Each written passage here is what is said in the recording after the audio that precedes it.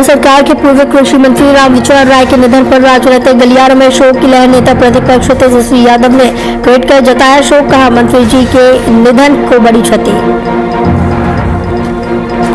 झारखंड के पूर्व सीएम की पीड़ा, बाबूलाल मरांडी ने कहा आदमखोर हो गए हैं प्राइवेट अस्पताल, ऐसे अस्पतालों की जांच के लिए सदन से लेकर कोर्ट तक जनता की बनूंगा आवाज। बिहार में बड़ा लॉकडाउन, 10 दिनों तक बड़ा लॉकडाउन, 25 मई तक पाबंदियां पहले की तरह जारी।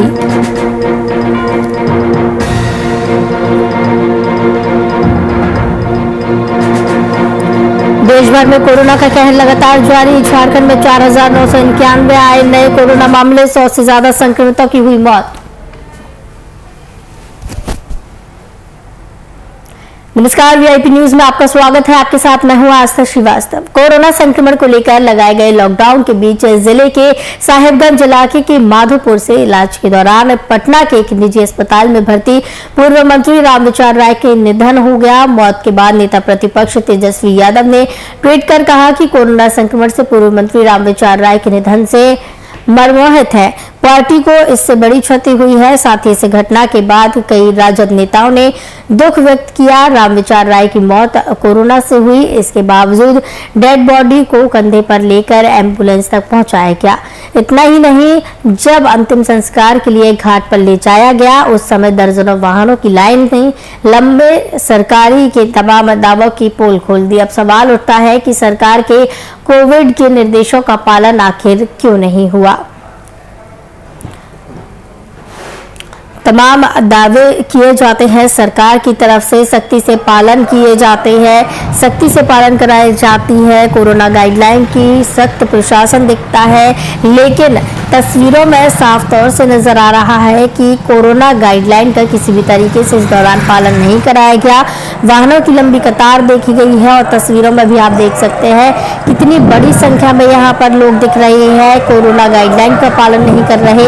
सोशल डिस्टेंसिंग यहाँ पर नजर नहीं आ रही, किसी ने मास्क नहीं लगाया है। तो जिस तरीके की ये तस्वीरें देखने को मिली है, इस महामारी के दौर में कहीं ना कहीं संक्रमण बढ़ने की एक वजह भी मानी जा सकती है, क्योंकि जिस तरीके से कोशिश की जा रही है संक्रमण को कम करने की, लेकिन वहीं दूसरी तरफ ऐसी तस्वीरों का सामने आना कहीं ना कहीं सवाल खड़े करता है। प्रशासन सख्ती बरतता है, पुलिस भी सख्ती बरत रही है, सड़कों पर घूम रही है और आम जनता से कोरोना गाइडलाइन का पालन कराने की अपील कर रही है। इस खबर की तमाम जानकारी के लिए हमारे साथ संवाददाता कुमार गौतम जुड़े हुए हैं। गौतम, सरकारी निर्देशों की यहाँ पर सरेआम धज्जियां उड़ाते हुए लोग देखे गए हैं, किसी भी जगह पर कोरोना गाइडलाइन का पालन नहीं किया गया।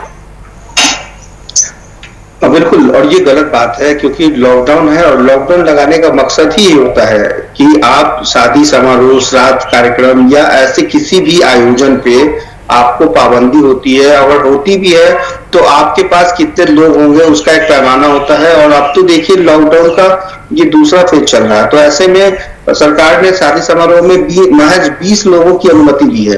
तो आप अंदाजा लगाइए कि जब शादी जैसे बड़े समारोह में जब 20 लोगों की अनुमति मिलेगी, तो श्राद्ध जैसे कार्यक्रम में या श्राद्ध के अंतिम संस्कार के लिए और भी संख्या कम है। यानी बावजूद इसके, लेकिन चूंकि डॉक्टर रामविचार राय जो है वो साहेबगंज विधानसभा क्षेत्र से लंबे समय से विधायक रहे हैं, बिहार सरकार के पूर्व मंत्री रहे हैं, आरजेडी के सीनियर लीडरों में एक है। तभी तो देखिए कि उनके निधन की खबर जैसे ही पूरे बिहार में आग की तरफ फैल गई, और जो भी आरजेडी के सपोर्टर या आरजेडी के जो नेता हैं वो उन्होंने शोक जाहिर की है।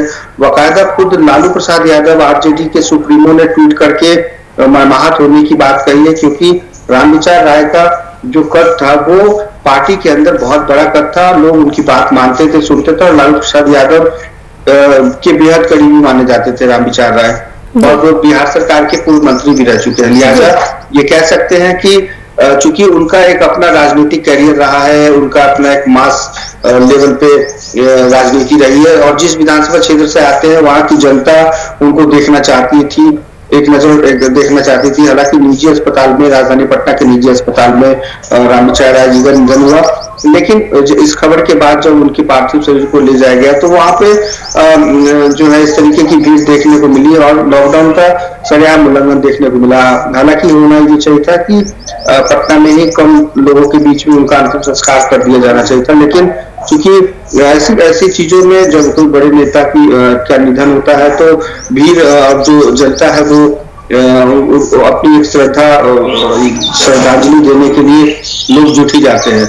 हालांकि गौतम, श्रद्धांजलि देने लोग जुटते हैं वो अलग बात है, लेकिन इस महामारी का ध्यान रखना आवश्यक है, क्योंकि जिस तरीके से संक्रमण बढ़ते हैं सोशल डिस्टेंसिंग का पालन करना बेहद जरूरी है। तो एक बड़ा सवाल यहाँ पर यही खड़ा होता है कि जो सोशल डिस्टेंसिंग का पालन करने की अपील की जाती है, सख्ती से निपटा जा रहा है, चालान भी काटे जा रहे हैं इस पर, तो क्या ये सब सिर्फ आम जनता के लिए है और यहाँ पर जो सोशल डिस्टेंसिंग की धज्जियां उड़ाई गई है? आस्था, बहुत महत्वपूर्ण सवाल है कि क्या ये सारी चीजें आम जनता के लिए है? क्या जो डंडे चलते हैं वो आम जनता के लिए, जो कानून बनते हैं वो आम जनता के लिए होते हैं? लेकिन देखिए, बड़े पैमाने पर देखिए कानून सबके लिए बराबर है, लेकिन ऐसे समय में जब सरकार, सत्ता या विपक्ष या राजनेता, ऐसे लोगों पे कानून का डंडा नहीं चलता है, और चलता भी है तब जब, जैसे पप्पू यादव पे चल रहा है, तो ये 32 साल पुराना मामला चल रहा है, तो जब सरकार इंटेंशनली या कोर्ट, न्यायालय, ये सब अपनी अपनी जगह पे है। लेकिन एक चीज बहुत क्लियर है कि आज हकीकत ये है कि जो भी कानून बने हैं या जो भी कानून का पालन करने के लिए कहा जाता है वो आम जनता को कहा जाता है, क्योंकि वो उसकी आबादी ज्यादा है। नेताओं के लिए, अभिनेताओं के लिए, बॉलीवुड के लिए, हॉलीवुड के लिए, या जो खास लोग हैं, वीआईपी लोग हैं, उनके लिए ये सारी चीजें नहीं होती। अगर ऐसा होता तो पश्चिम बंगाल में इतनी इतनी रैलियां हो गई, आप देखिए किस तरीके से हो गई। क्या जनता नहीं जान रही है कि कोरोना के इस घड़ी में इलेक्शन कितना जरूरी है? मद्रास के कोर्ट ने आखिर क्यों कहा कि इलेक्शन कमीशन के ऊपर क्यों नहीं हत्या का मुकदमा चलना चाहिए, 302 का मुकदमा चलना चाहिए? क्या उनके लिए कोरोना नहीं है?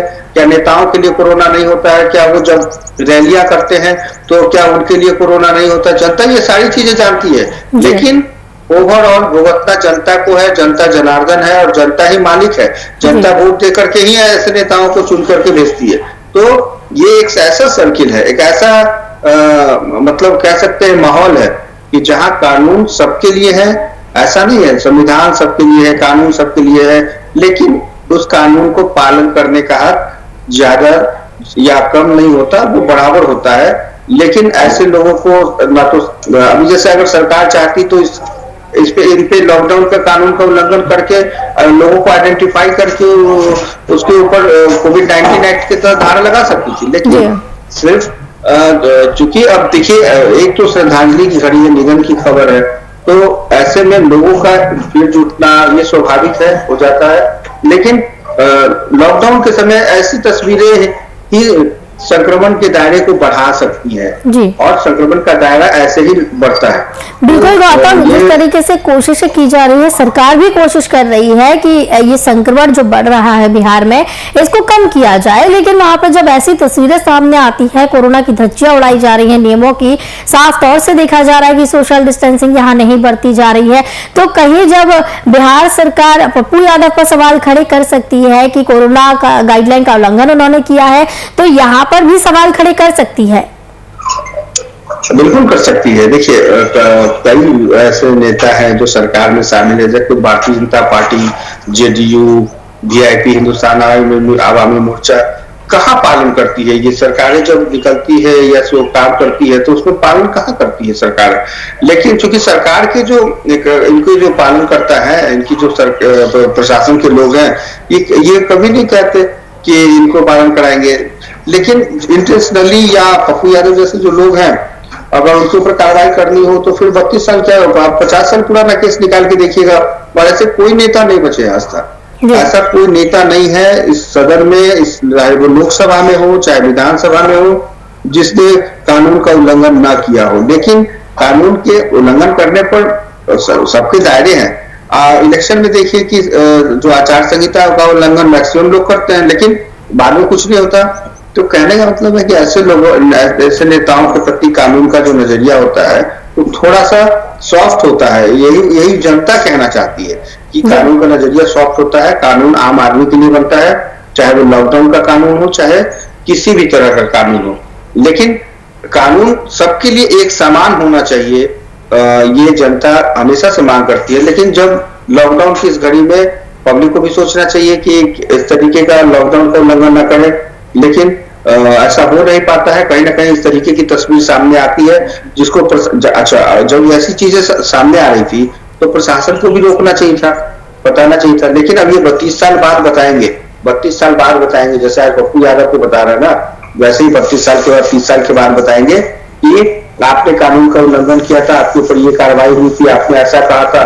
तो अब सरकार जब चाहेगी, या सरकार या जो प्रक्रिया है न्यायालय की, उसके हिसाब से जितनी देरी हो, ये अलग बात है, लेकिन कानून सबके लिए है, कानून में सबका अधिकार है, और कानून न तोड़े, चाहे वो लॉकडाउन का कानून हो, चाहे कोई दूसरा कानून हो। और इस वक्त बेहद संजीदा दौर से देश गुजर रहा है। जी बिल्कुल, बेहद संजीदा दौर है। यहाँ पर महामारी चल रही है, लोग अपनी जान बचाने के पीछे पड़े हुए हैं, किस तरीके से उनकी जान बच जाए। तो एक बड़ा सवाल यहाँ ये खड़ा होता है गौतम, कि जिस तरीके से जब लोगों की मौत होती है तो उनके परिजनों को उनका चेहरा देखने भी नसीब नहीं हो पाता है, जब कोरोना से उनकी मौत होती है इस महामारी के दौर में। तो वही जब ये तस्वीरें सामने आती हैं तो कहीं ना कहीं वहां भी सवाल खड़े होते हैं। बिल्कुल आपने ठीक कहा कि जब निजी अस्पताल में कोरोना से मौत हो गई, मौत के बाद जो जिस कोविड-19 एक्ट के तहत या जो प्रक्रिया है, जैसे आम लोगों के साथ आप करते हैं कि जब किसी की मृत्यु हो जाती है तो आप उसकी बॉडी को कैसे आप अंतिम दौर तक पहुंचाते हैं, शमशान घाट तक कैसे उसकी प्रक्रिया पूरी होती है, प्रोटोकॉल क्या है उसका, ये समझना होगा। लेकिन अब ऐसे ऐसे प्रोटोकॉल को अगर तोड़ते नजर आएंगे, भीड़ नजर आएगी, तो फिर जनता का विश्वास खत्म होगा। सबसे बड़ी बात है ये है कि ये ऐसे जनप्रतिनिधि लोग जब आइकॉन होते हैं, तो इस तरीके की घटनाएं या जब सामने आती है, या इस तरीके की तस्वीर आती है सामने, तो कल को अगर ये कहेंगे कि भाई सिर्फ उनके लिए कानून है, आप उनकी भी मौत कोरोना से हुई है, तो उनको भी उसी एक्ट के तहत, उसी प्रोटोकॉल के तहत काम करना चाहिए था, लेकिन ऐसा नहीं हुआ। यही तस्वीर ऐसा होना चाहिए। ये कानून के दायरे में वो भी आते हैं, कानून के दायरे में एक आम आदमी का को भी रिलेटिव कंडीशन होता है, वो भी उतना ही महत्वपूर्ण है। देखिए, पहली बात ये आता कि मृत्यु कोई नहीं चाहता, लेकिन मृत्यु अटल सत्य है, इससे कोई इनकार नहीं कर सकता। लेकिन अभी जो समय चल रहा है वो कोरोना की घड़ी है। कोरोना की घड़ी में आप देखिए किस तरीके से 200 लाशें बक्सर जिले में तैरती हुई नजर आ रही है। गौतम, बिल्कुल ऐसी स्थिति यहाँ पर चल रही है, भयावह स्थिति है और लॉकडाउन लगा हुआ है। इसी बीच में इनके निधन पर इस तरीके की तस्वीरें आना बहुत बड़े सवाल खड़े करती है, क्योंकि जिस तरीके से कोविड गाइडलाइन के बनाई गई है, सोशल डिस्टेंसिंग का पालन करना है, और जिस तरीके से आम जनता को ट्रीट किया जाता है जब कोरोना से उनके परिवार में मौत होती है किसी की, तो कहीं ना कहीं यहाँ भी वैसे ही ट्रीट किया जाना चाहिए था। बहुत बहुत धन्यवाद कुमार गौतम, संवाददाता हमारे साथ जुड़े हुए थे इस खबर की तमाम जानकारी के लिए। तो आपको बता दें कि वाहनों की लंबी लंबी कतार यहाँ देखने को लगी मिली है पूर्व मंत्री रामविचार राय के निधन पर। कोरोना संक्रमण की बीमारी के साथ साथ झारखंड में ब्लैक फंगस की बीमारी से लोग काफी परेशान हैं। म्यूकरमाइकोसिस की मरीजों की संख्या लगातार बढ़ती जा रही है। इसको देखते हुए रिम्स में 12 बेड का अलग वार्ड तैयार कर दिया गया, जिसमें रिम्स प्रबंधन ने इसके लिए अलग से टीम गठित की, जिसमें मेडिसिन, एनेस्थेसिया, एंटी न्यूरोलॉजी समेत कई विभाग के डॉक्टर शामिल हैं।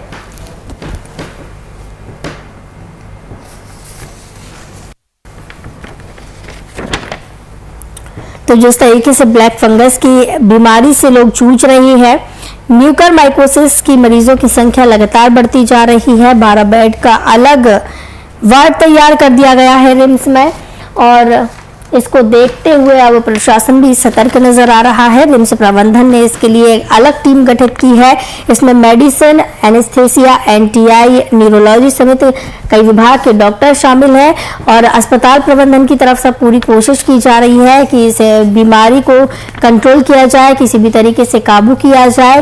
वार्ड तैयार रिम्स में कर दिए गए हैं। जिस तरीके से कोरोना महामारी के बीच में एक और नई बीमारी ब्लैक फंगस की एंट्री हुई है तो कहीं ना कहीं लोगों के लिए अब ये परेशानी खड़ी कर रही है।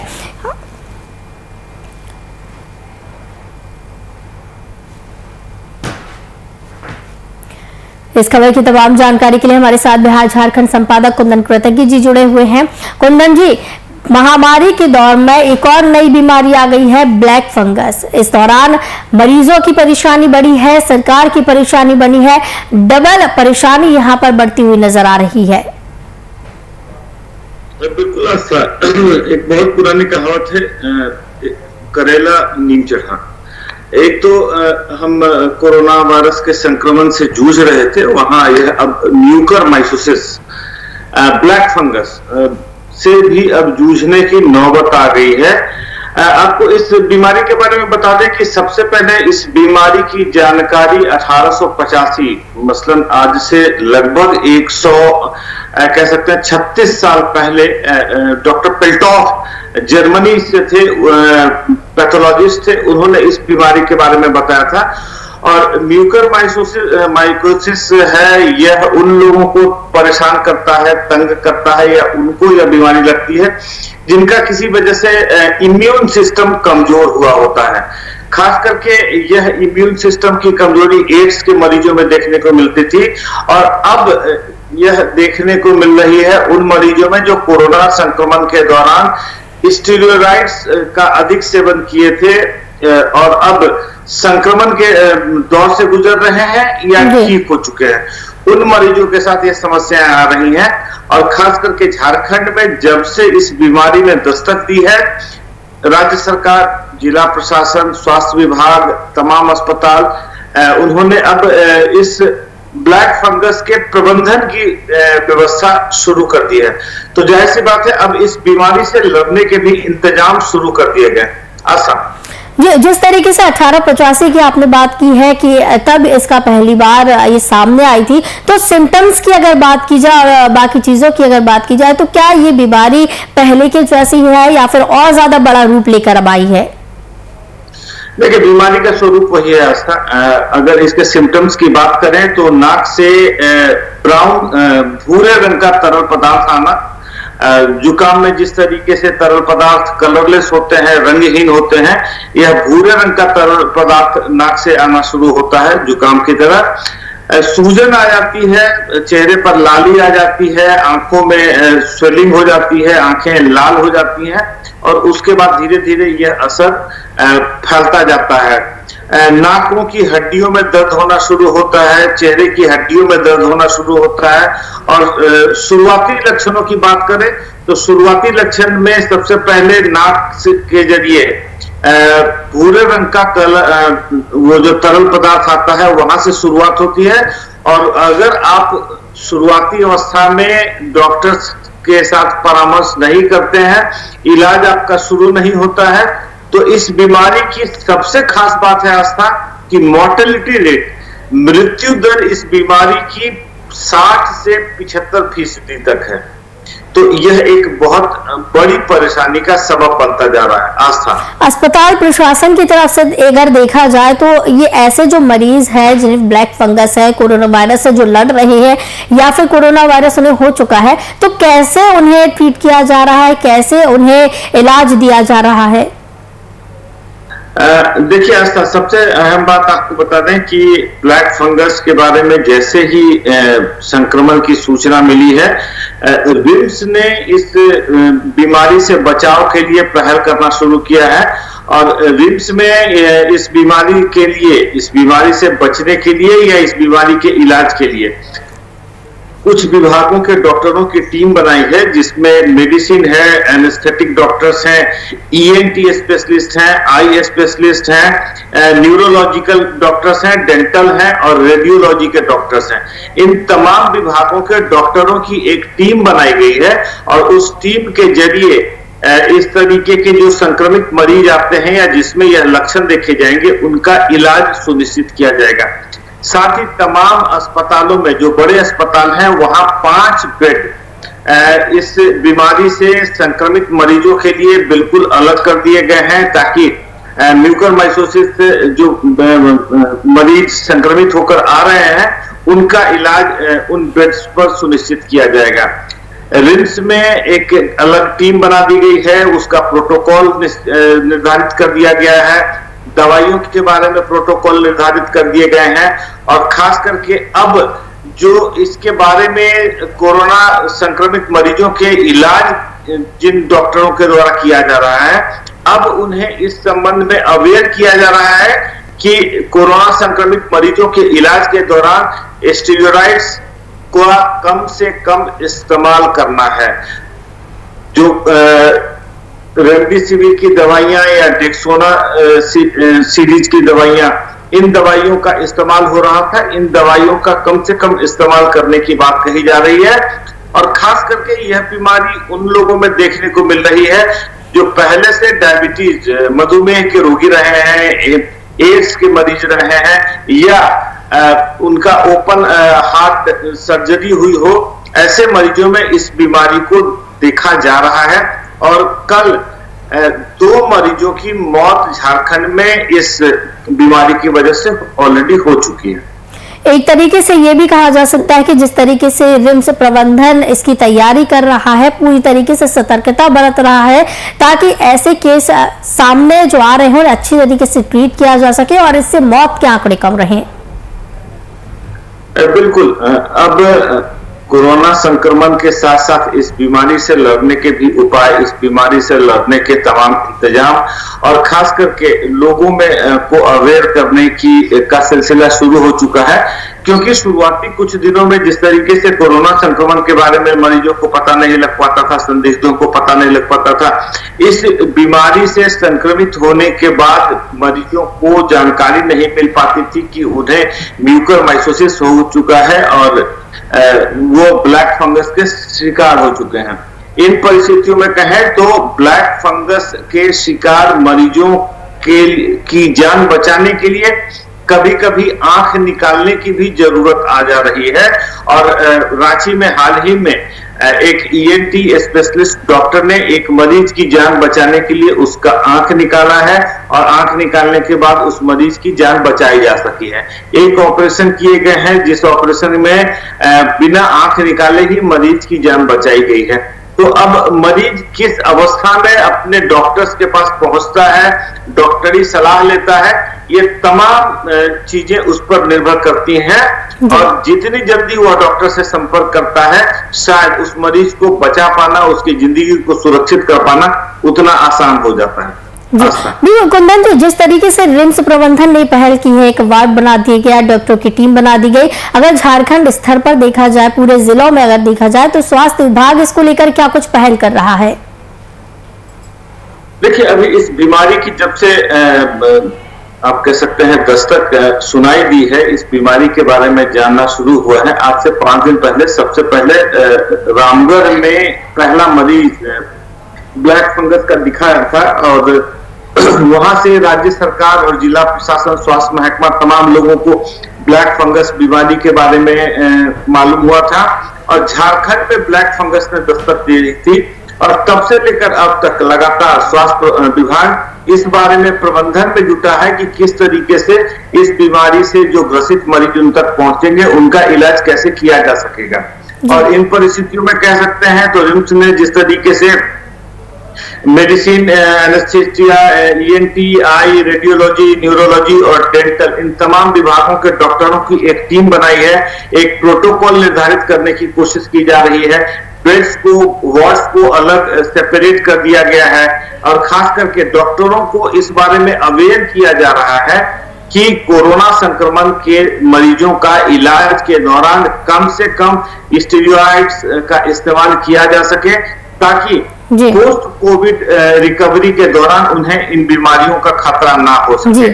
और जी बिल्कुल कुंदन जी, जिस तरीके से ये बीमारी फैल रही है ब्लैक फंगस, तो कहीं ना कहीं एक बड़ा सबब बन रही है, क्योंकि परेशानियां लगातार बढ़ रही हैं, सरकार की भी जनता की भी।